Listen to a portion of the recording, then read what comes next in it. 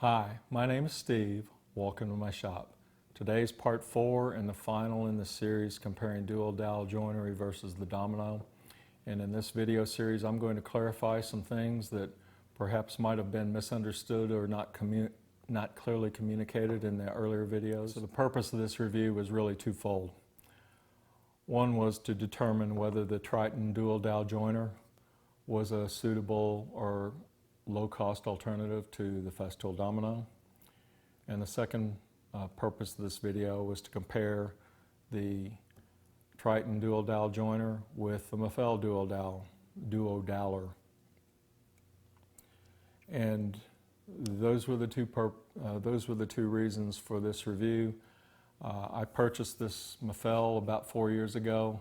I did not really purchase this as a joinery machine. I purchased this as a replacement and upgrade to the Festool LR32 32mm hole set drilling system. I personally found that a bit cumbersome, tedious, and time consuming to set up and too fiddly to suit my needs. I was looking for a more efficient method of doing it. When I was doing those research on what was available, what would be a suitable alternative, I found the duo doweler. I found the Mafell and I found the Triton. These are the only two that were available then, at least in the U.S., and they're still the only two available in the U.S. now. So what I found was essentially no third party, no independent reviews of either of these units. I was flying blind and relying solely on sales video information or sales information by the manufacturer of these two tools. The reason I went with the Mafell over the Triton, and there was a significant cost difference even back then, was the Mafell had an indexing system that was available with the machine and the Triton didn't. So when I was making my purchase decision, since there was no information, if there had been information such as this side-by-side comparison, I would have really appreciated that to know firsthand from an independent reviewer on what the differences between the two were. On to the next topic, let's talk about tool reviews in general. For whatever reason, tool reviews always seem to elicit some negative connotation to them. And that negative connotation either seems to be related to whether I stand to gain financially in one way, shape, or form on either the marketing success or failure of any of these tools that are reviewed. I do not. I don't work for any tool manufacturer. I do not work for any tool reseller. I do not work for any tool distributor. I earn my living a different way. And none of it's related to the sale, distribution, or manufacture of any woodworking tools or equipment, accessory, or consumable. This Triton was purchased using YouTube ad revenue. It was purchased for the sole purpose of this review.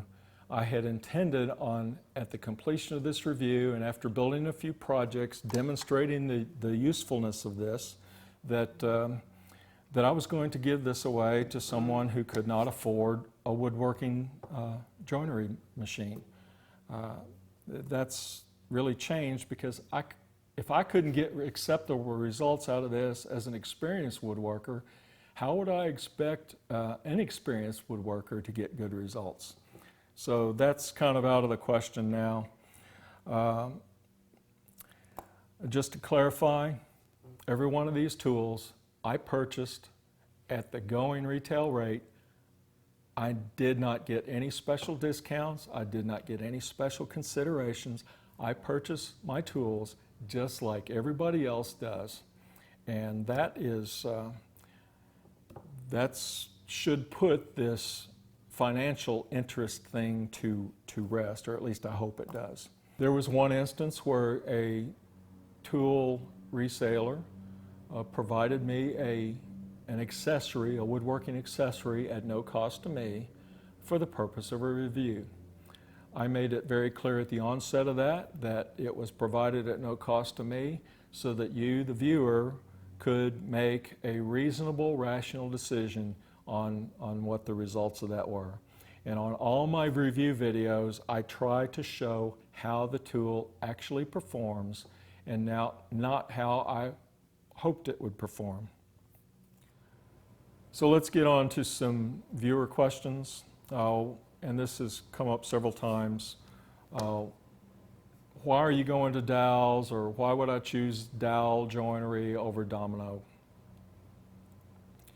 And I don't think there's a whole lot of difference between the two. They're just different, slightly different methods of connecting wood material. I think either are acceptable. From the standpoint of dowel joinery, it does have width limitations just based on the 32 millimeter spacing of the bits and the bit diameter. So once I get stock that's narrower than about 2 inches wide or 50 millimeters, I find the dual dowel joinery method just to be a bit more limiting. When I do in furniture construction, I typically go with the Domino because the stock that I'm using is quite often narrower than the dual dowel joinery will allow. So size limitation is one of the aspects. One advantage of the dual dowelers, at least when comparison to the 500, you can get a deeper joint with the dual doweler units than you can the Domino 500. If you go to the Domino XL, it goes much deeper than these, so it's kind of hard to compare the two. Cost of connections, and by connection, with either of these two machines, you're talking 2 dowels to make a connection. With the Domino, you're talking 1 Domino to make the connection. For the dual dowel joinery, I can make each connection, and this varies depending upon the size and length, of between 2 to 4 cents per connection. With the Domino, that cost is per connection is quite a bit more. It starts at about 5 cents for the smallest Domino and goes up to about 19 cents. And if you go with a Domino XL, it even gets greater from there. So there is some cost advantages to dual dowel joinery over the Domino. I've found through use of these tools that dowel joinery tends to be faster than Domino joinery, and that's just based on the plunge rate. I found that using the Domino, a slow and steady plunge is best, gives you the best quality joinery. When I use the doweling machines, I found that the fast, steady plunge works best for these. Dowel joinery is much less forgiving than the Domino because you've got a variable width setting that you could use on this that gives you some wiggle room and alignment capabilities that, whereas with the dowel joiners, you have to be right on. You're not, once those dowel joinery connections are made, there's no wiggle room. You cannot adjust it after that. Another viewer question is, why not use the Zeta P over Dowels or the Domino? And if you're not familiar with the Zeta P, this is a lamello product. It is a ready-to-assemble fastener. When you look at cost, this one connection cost about $1.50. So when you start building a cabinet, putting a cabinet carcass together, just the joinery using these fasteners, it becomes quite expensive real fast, and much more expensive than either the Dowels or the Domino. So why would you want to consider this?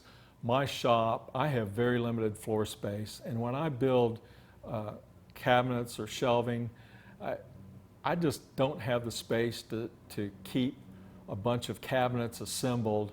And that's why I purchased this lamello Zeta P fastener and tool. It was just a much more cost-effective solution for me than adding onto my shop and paying the additional property taxes and the like, and heating and cooling costs.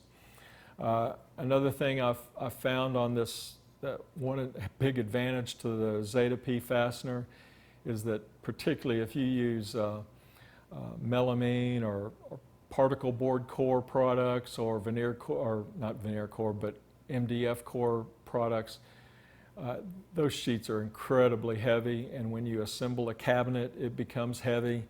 It's bulky, and often when you're moving it into the house, you're wanting to knock it into doors and furniture and walls and the like, and sometimes it's just hard to get in a room. It not only weight, but just bulk. These fasteners give you the ability to carry it in a piece or two at a time, make it more manageable, get around corners, and just assemble it in the room that you assemble. So that's an advantage that I hadn't considered on this on the Zeta P fasteners, but it works out pretty well. And there's other fasteners available. I don't want to get into those. In closing, honestly, I had high hopes for this Triton. I was hoping that it would perform well. I gave it every opportunity to perform well. Just look at the results from the other 3 videos. Honestly, it didn't. I got a marginally acceptable joinery connection on softwoods only. I didn't get any acceptable joinery connections using sheet goods or with hardwoods. Hardwoods in particular was very, very problematic. I could live with some slight misalignment on the edge. I cannot live with the fence not being in line with the bits and giving me twist in the joint. I cannot live with a fence that's not square, not flat, and will not hold position. That, I think, is the result. I think this issue with this wobble you get and the play, even trying to hold this fence flat, I think that might have had an effect on that.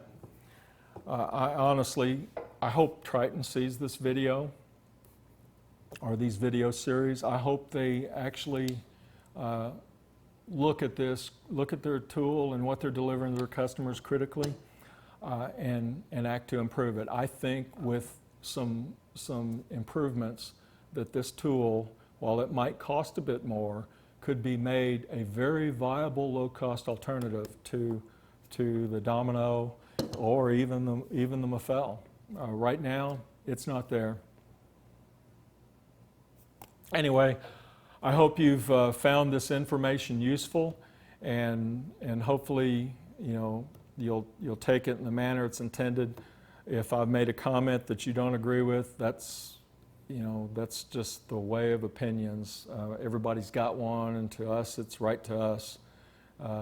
What I ask you to do is just look at the empirical evidence before you for these machines, reach your own conclusions, and again, I hope this has been useful to you in helping you make your own purchase decisions between the Triton machine or any other joinery machine. So I thank you for your views, questions, and comments. I appreciate your likes and subscriptions, and have a great day.